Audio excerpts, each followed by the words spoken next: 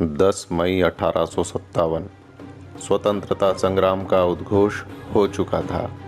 मालवा के क्रांतिकारियों ने इंदौर रेसिडेंसी पर आक्रमण कर दिया था।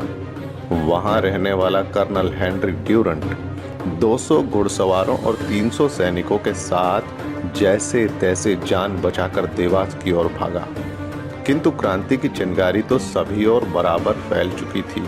इंदौर जीतने के बाद क्रांतिकारी भी देवास की ओर बढ़े। 2 जुलाई 1857 को ड्यूरेंट की इस टुकड़ी के साथ राघवगढ़ में क्रांतिकारियों का आमना सामना हो ही गया।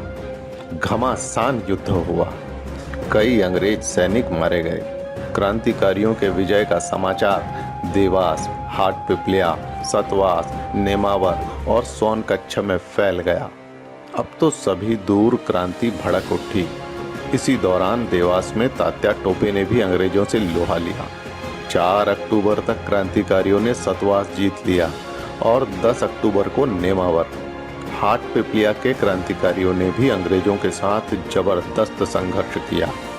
क्रांतिकारियों के देवास पहुंचने पर जनता ने उन्हें सिर माथे बिठाया। इस क्षेत्र के लगभग 200 नौजवान क्रांतिकारियों के साथ हो लिए और शाजापुर होते हुए ग्वालियर की ओर बढ़ गए। ये वो नौनिहाल थे जो फिर कभी वापस नहीं लौटे। नाना साहब पेशवा भी नेमावर होते हुए ही आगे बढ़े थे। लगभग 2 महीनों के बाद अंग्रेजों ने पलटवार किया। केवल राघवगढ़ में ही उन्होंने 150 से ज्यादा भारतीयों को मार डाला।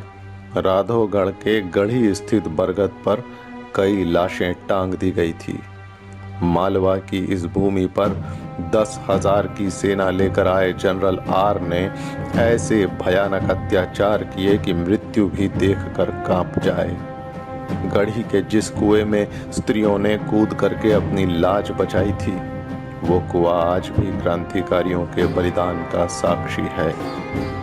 हर दिन लोगों को फांसी पर लटकाया जाता, तोप से उड़ाया जाता और बंदूकों से उनकी छातियों को छलनी किया जाता। देवास, नेमावर, शाजापुर, सारंगपुर, सतवास, शुजालपुर, सभी दूर पेड़ों पर क्रांतिकारियों के शव लटके दिखाई पड़ते थे। मालवा की इस माटी ने भी स्वतंत्रता के संघर्ष में अपना रक्त चढ़ाया है।